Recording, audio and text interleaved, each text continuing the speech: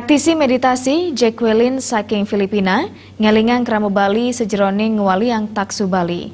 Silih tunggil genah sane patut katitenin becek wantah campuan ubud sane dawak rien pina ke petilasan ide resi Markandeya.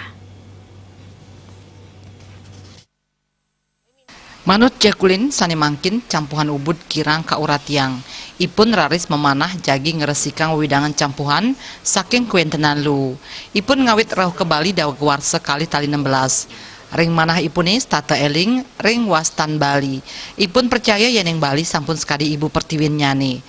Ipun jenek ring ubud saha irike ipun manggihin gua resi Markandeya sane kuentenane dahat cemer. Jacqueline taler sungsut manahne manggihin tukat campuhan ring ubud. Kuentanan lu nyemerin tukad irike ya diatun kawiaktian ipun campuhan wantah genah suci. Ipun ngelingang krama Bali mangdes tata eling ring leluhur saha mangdes sampunang nyemerin palemahan napi malih genah suci saha pindah kepahan saking sejarah Bali. Ibu Pertiwi has a lot to give to everybody.